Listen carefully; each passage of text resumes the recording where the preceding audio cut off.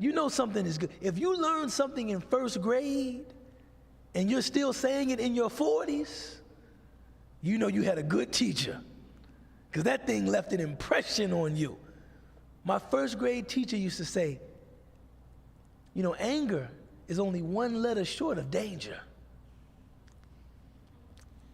Right? You know, anger is only one letter short of danger, because people are dangerous when they get angry.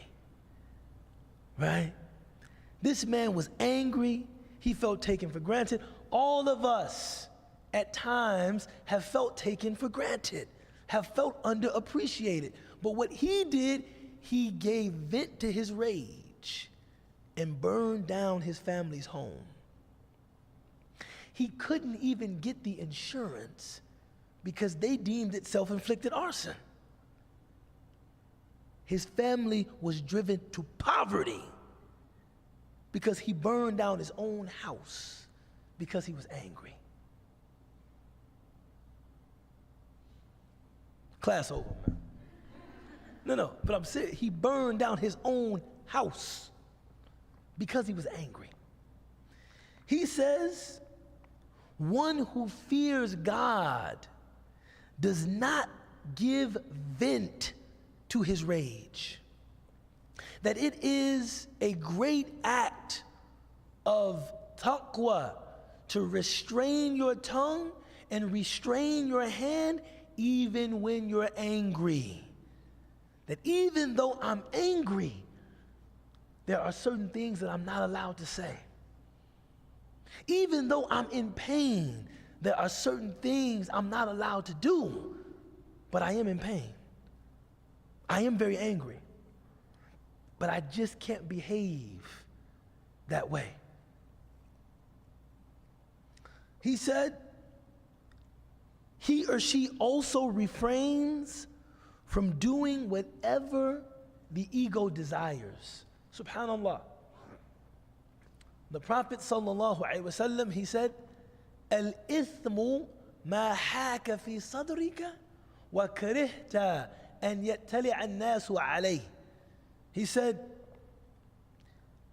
sin is that thing which wavers in your chest. You know, if you are contemplating doing something, or you've done something, and you yourself have some discomfiture, you're uncomfortable with what you've done or what you're about to do, and it's something you would not like to have people know about you, this is a good indication you shouldn't be doing it. Guilt or shame are to the soul as pain, physical pain, is to the body. If you're doing something and you feel pain in your shoulder, you know something is wrong with my shoulder. If you're doing something and you feel shame in your soul, you know this isn't something I should be doing. The Prophet sallallahu alaihi wasallam, he said, "In lam tastahi, if'al ma shi'ta." If you don't feel any shame, do whatever you want. Don't take that literally, man. That's rhetorical. Somebody's gonna say, yeah, I don't feel no shame, so pass that. No, he's saying the shame that you feel is an indication that your faith is present. If you don't feel any shame, the action that comes after is of less consequence than the shame that you don't feel. You understand? I mean, if you don't feel any shame, it's done. Like the evil has already overtaken you if you don't feel shame. If you do something wrong, but you do feel shame, you're actually just a believer. Wama, a self-reproaching soul. One of the greatest gifts that God has given the women and men of faith is that we feel our wrong. We do something and we feel it, right? You know that, subhanAllah, when I think about the interactions that I've had with Muslims, not all of them have been, shall we say, enjoyable. Believe it or not. But you know what's always enjoyable? The reconciliation. Because when the reconciliation happens, I know this means we are a man and woman rooted in faith. We are a man and woman, or two brothers or two sisters, that can recognize our wrongdoing. When somebody calls me and says, you know, I meant what I said, but I should have addressed the point differently. I shouldn't have said it like that. Or, you know, I've had some time to think about it, and I really regret the way I spoke to you. That's faith. That's faith, right? When a person has that, that's Iman. When a person doesn't have that, this is when you have to be concerned about salbul Iman, that you've been, your faith has, left you.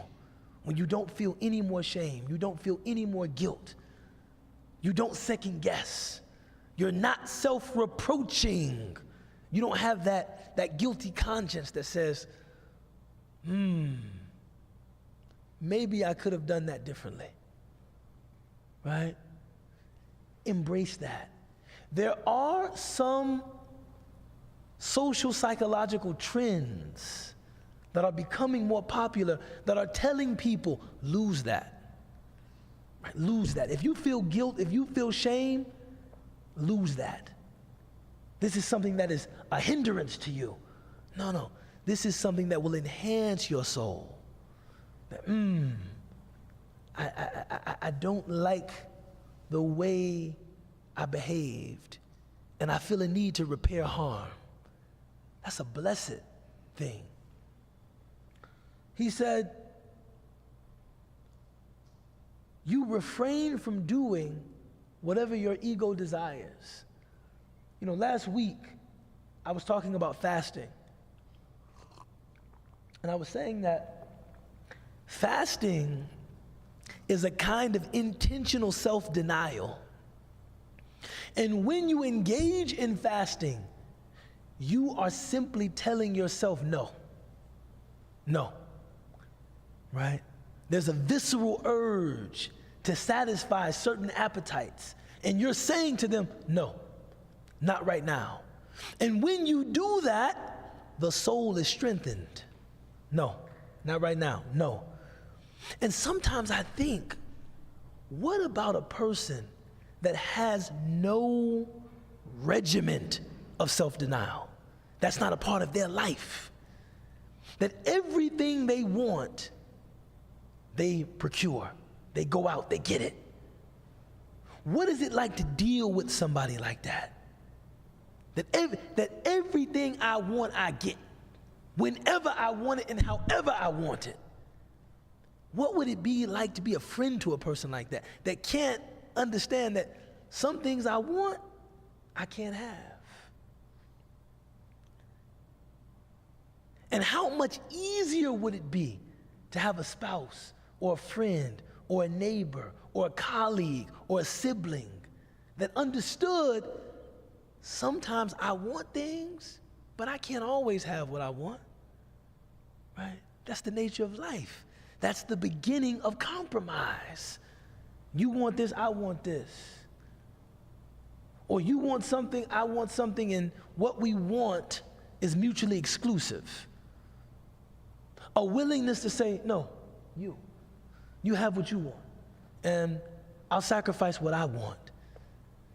This is what it means to be a good partner in any capacity. But someone that has a regular practice of fighting for everything they want tooth and nail, they will never engage in that. The Prophet ﷺ, he came into Medina al-Munawwara. He entered Medina, and he gave the people advice. He said, Afshu salam. He said, spread peace. I'm condensing this in the interest of time. I want you to see this point. Then he said, At'imu at-ta'am. Find people that are hungry and feed them, right? He's telling you all of these are social responsibilities. Spread peace. That means saying salam alaikum, but also making peace between people that are feuding. Be that person that if you know two people have some tension or animosity, be the person who wants to bring their hearts together, right? That's how you spread peace in a community. I've been with people that were so intent on spreading peace, they made me feel guilty for holding a grudge. I'm there holding my grudge, and they're like, well, maybe the brother didn't mean it like that. Maybe if you understood his perspective, and I'm like, bro, I'm trying to be mad at this guy. Why are you doing this? Right? And it's not that I believe what he's saying. I still think the guy's a slime ball. It's that I'm inspired by his attempt at bringing hearts together and producing love. He won't let me just descend into just bashing this guy. He won't let it happen.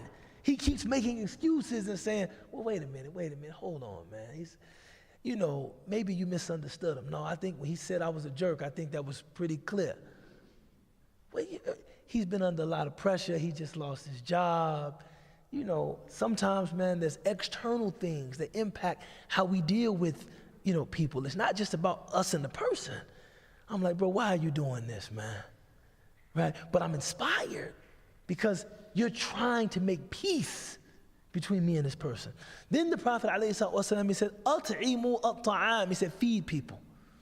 One of the greatest things you can do is feeding a hungry person. And he didn't say, "At'imu al-muslimin," feed the Muslims. He said, feed people. When you see people that are hungry, there's no greater expression of your concern for them than to provide them with food. Just like I eat until I'm satiated, man, I wanted you to be satiated. I wanted you to have a meal. That means a lot when people are hungry. Then he said, Silul Arham. He said, reach out to your relatives, your aunts, your uncles, your cousins, your parents, your grandparents. Reach out to them. Doesn't have to be long or formal. Just a call. Hey, auntie, I just wanted to say hi. How you been? Reach out to your relatives. And then the last thing he said, Sallu bil layli wa nasu niyam. He said, pray in the middle of the night when other people are sleeping. So I'm studying this hadith with my teacher. And he said, what do you notice about the first three advices? I said, the first three advices are all for other people. Spread the peace, feed people, reach out to your relatives. The fourth advice is for yourself. Pray at night when other people are asleep. He said, nope. He said, when the Prophet ﷺ said this, he said it in a social setting. All of the people were gathered before him, and every part of this advice is social.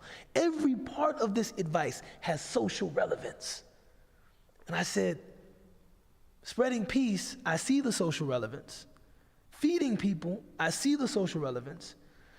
Staying in touch with your family, I see the social relevance. What's the social relevance to praying at night? He said, if you are a person that prays at night and you're, working on yourself, you become a better neighbor. You become a better colleague. You become a better coworker, a better classmate, a better roommate, a better husband, a better wife. So even your work on yourself is a gift to the people who interact with you. You become a person that is easy. One great spiritual master, he said, 10 people dedicated to working on their egos can live in one house in peace.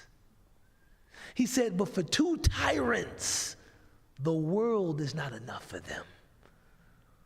2 tyrants will kill each other over They couldn't share the world. We can't share the world.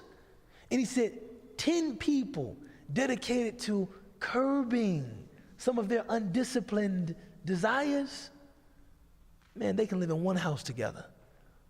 I need to take a shower. Who's going to shower first? No, you go ahead. No, you go ahead. No, you go ahead. No, you go ahead. But there may not be any hot water left for me. No, I'll wait for the heater to heat it back up. Don't worry about it. It's okay. No, you go ahead.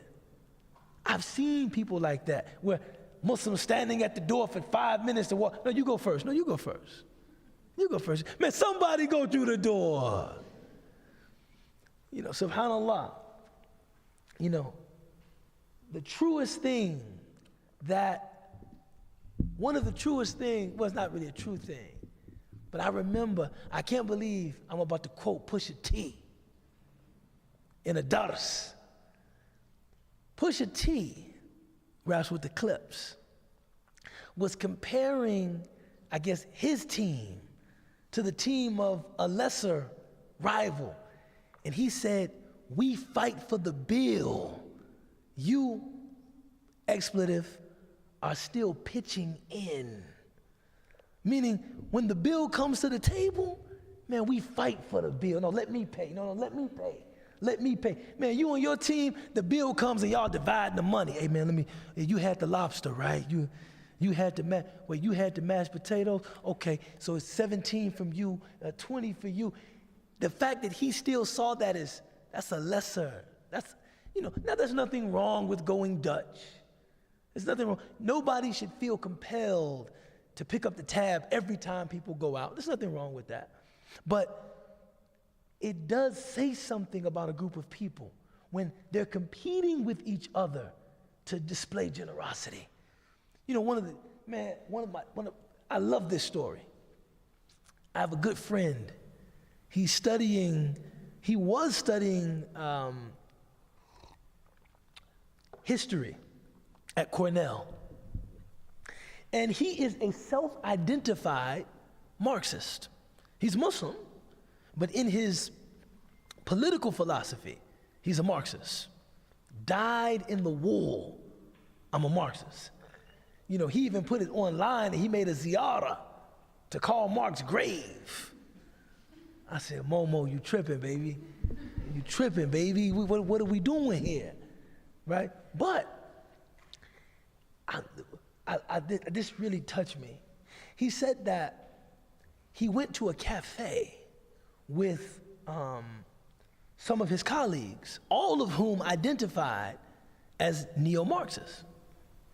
And he said they were having very high-level conversations about what was wrong with capitalism. And one of the things they mentioned was the fetishization of personal property. That, you know, part of our capitalist culture is that people fetishize personal property. They fetishize personal earnings and stuff like that. And he said just a very, very high-level conversation about macroeconomics and about culture. He said, but when the bill came, everybody started divvying up, you know, you had a latte, you owe 7, you owe 5. And then he said, you know what? I probably couldn't go out and have this same conversation with my Muslim friends about the fetishization of personal property, right? My Muslim friends might not even understand what I'm talking about. He said, but when the bill came, we would be fighting with each other to pay the bill. And I looked at him and I said, what are you saying? He said that often people have big ideas, but they don't have any rituals or moral commitments that help them to realize the ideals that they have. See, we have a practice of sadaqah that gets me intentionally to a place that I minimize my attachment to my personal things. Right? I look at my bank account and I think this is my money. And then every year I have to give some of it away. No, here, take it. I worked for it. I earned it. But here, it's yours. I still remember the first time I made enough money to give zakah. Because, you know, when I first became Muslim, I was on the other side of the zakah. I was a recipient of zakah. I was a recipient of charity. The first time I had enough money to give zakat. Now, mind you, I grew up in a, get yours era, go for yours. And that wasn't a justification for selfishness, but it was a justification for like this radical, everybody is responsible for himself. You want me to give you something? Now you better get out there and hustle for it like I did. You better get out there and work for it like I did. I'm not gonna give you anything. I was so crazy, man. I remember one day, I was driving on Lower Wacker, and I seen a brother that appeared to be homeless. He had a shirt on, sitting in his little makeshift place. He had a shirt on that said, "No excuses." Man, I got out the car, man, to give him some money.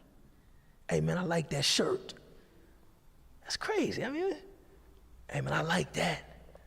That's how much that was drilled into me. The fact that you're homeless, but you still have a shirt that says "No excuses," man, I'll give you some money just for wearing that. I like that. I like people who think like that, right? So going into my bank account to withdraw money to give it to another person and say, "Here, take it, it's yours," right? And you don't even have to thank me for it. God said I had to do it. It's yours. Here. That's actually a more effective means of minimizing my connection to personal property than having a high-minded conversation about it in a cafe. That's what he was saying. You see what I'm saying? That giving sadaqah is actually going to do more to alter your relationship to personal property than talking about it. Do you understand what I'm saying?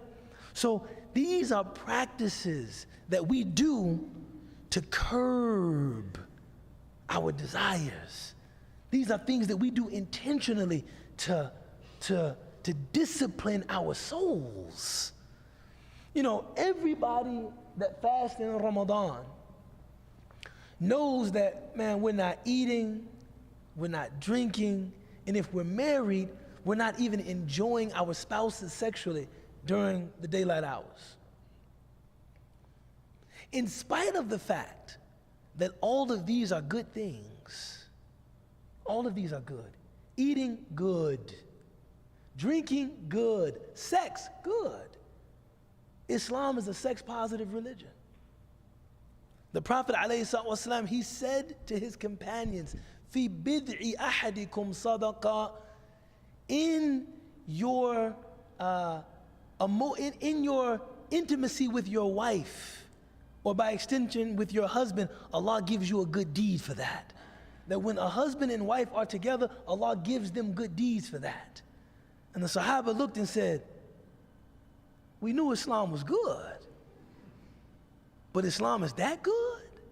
Meaning, Allah gives us reward for what we want to do? He said, of course, because if you did it in a way that God did not permit, it would be wrong. So the fact that you've limited yourself to doing in a way that God permits is righteousness, right? So all of those are good things. And you deny yourself those things intentionally. I'm not eating, I'm not drinking.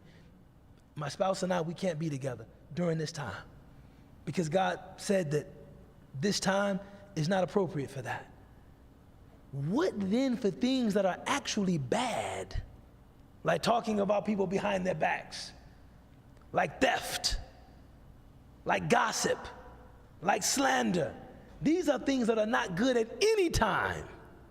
So if you can give up things that are actually good, it should be easy to give up things that are actually bad, right? This is our regular commitment to spiritual discipline, right?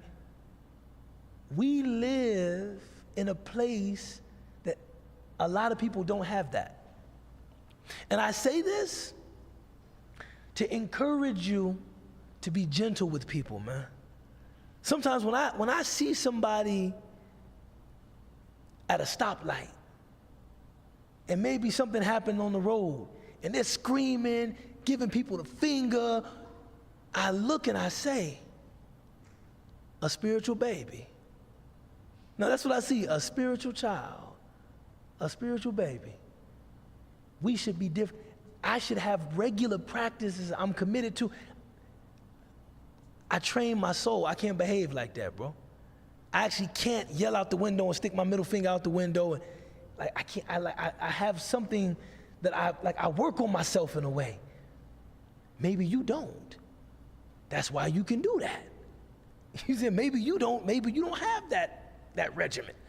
That's why it might be easy for you to do that. You know, once when I was way out in the sticks,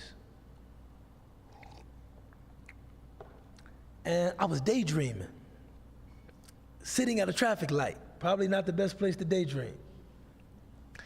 And when I saw the green arrow, I just saw something green and just hit the gas. You know, I was like, something is green up there, and just hit the accelerator.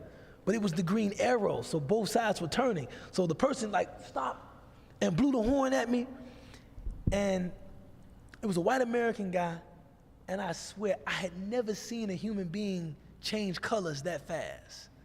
Like I looked at him, he just went from white to red. It was shocking how quickly his face just went like red. And he started yelling. And something about seeing him, I just thought, I actually don't have it in me to get angry like that, man. And this was new for me because I had my share of crazy stuff happen to me on the road where I just looked at him and thought, hey, bro, I'm sorry. I was kind of daydreaming, and I saw green, and I pressed my accelerator, but I got to be more careful. I could have endangered you, me, other motorists. I apologize. He just looked like, it's okay, man. It's all right. It's all right.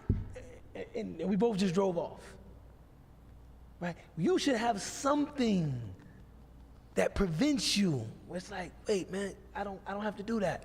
You know, a person told me back in the day, they used to put mirrors behind the customer service desk so that people could see themselves when they were going off. And that this would make them stop. Hey, man, you gonna replace mine? Hey, man, if I could get a refund, bro, I'm not about to sit out here, man. I mean, look at how I look, man. I look ridiculous sitting in the middle of this store yelling like this, man. Come on, man. But really, man, I feel like the product was defective. If you could give me a refund, I'd appreciate it. You know, and if you can't, you know, I would like to speak to a manager. But when you yelling and, hey, man, y'all selling some garbage up in here, y'all playing with me. Is that me? Okay, man, I'm really tripping. You know what I'm saying? I'm really tripping, man. Let's just, right? He said, a person that fears God doesn't allow themselves to do that. And then lastly, he said, were it not for the fact of the day of resurrection, you would see things totally different than they are now. He's speaking to, and this is sometimes hard. This is sometimes hard. This is sometimes hard. That if you have done all you can to redress some act of wrongdoing that a person has committed against you, and you've come to the end of all of the legitimate means of recourse, like I've taken this as far as I can take it, you are supposed to rest in your belief that there is a day of judgment. I've taken this as far as I can take it. I don't have to go further and choke the man. I don't have to go further and strike the man. I don't have to go further and deface the man's car. I don't have to go further. Man, I've done all. I lodged my complaint. I told the brother that I wanted to speak with him. There needed to be some restorative process. We at the end of that now. And I still don't feel like I've received my just due. That's what the day of judgment is for. I went as far as I could, man. Anything else will be for either me to forgive or not, and Allah will sort it out. I can't go any further than that. right? And that is hard. I remember listening to a mediator. This was a mediator. He worked on like the Hutus and the Tutsis in Rwanda. So we're talking like internecine feuds. And he said something. He said the only reason a person commits an act of violence is in pursuit of justice. However, it's their own self-defined, often perverted idea of justice. You see? This was said to me, and what I feel is just is for me to slap this person. Well, this person looked at me wrong, and what I feel is just is to do this. Or this, anybody, now, people who commit acts of violence, and the pretext is not even justice, even if it's a self-defined, perverted justice, that's what we call a psychopath. That's a sociopath. A person that just commits acts of violence just randomly. I mean, it's not even in pursuit of some justice. Like, it's not even like somebody stepped on my shoe or somebody bumped into my car, somebody said something to me, somebody looked at me wrong, somebody belongs to a group with which I have animosity. No, this was just a random person, never did anything to me. You commit an act of violence against them. This is psychopathy. This is like, okay, this is a sociopathic person. But most people who aren't sociopaths commit acts of violence under the pretext of some kind of self-defined, perverted notion of justice, right? I think this is because of what was done to me, said to me, fill in the blank, this is how I think I get to respond. He said, part of what you have to get people to buy into to stop those cycles of violence is due process. That you can't just be a vigilante and say, this was done to me, so this is what I get to do. No. If we do that, all of us will be harmed, all of us will be hurt, all of us will be maimed. We have to commit collectively to some kind of process. And when a person pursuing justice reaches the end of the process, even if you don't have what you want, you have to accept that's the process.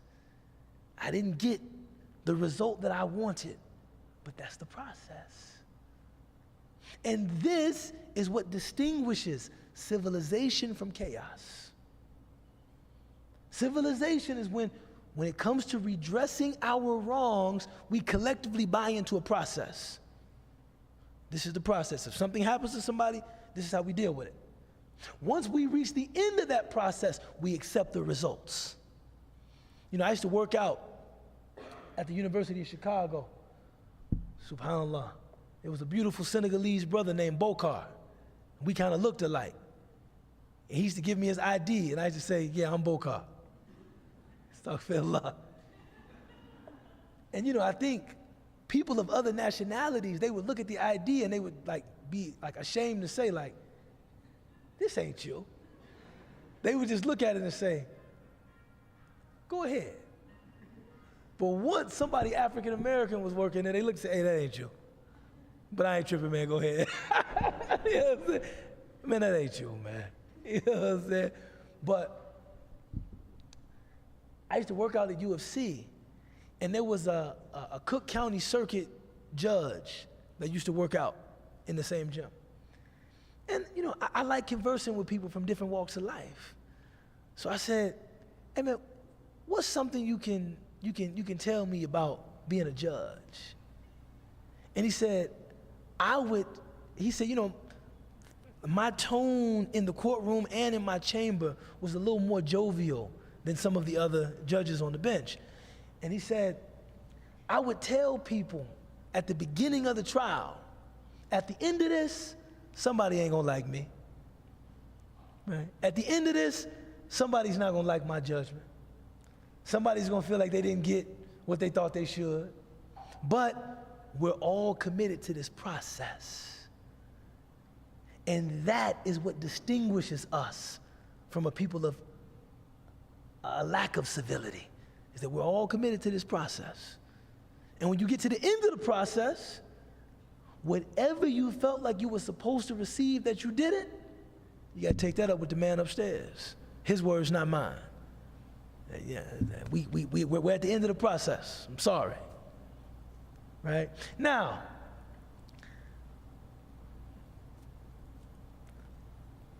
if you feel like the process itself is not just and that it unfairly discriminates against you, well, then that's another lecture for another day. Right? That's another lecture for another day. But in theory,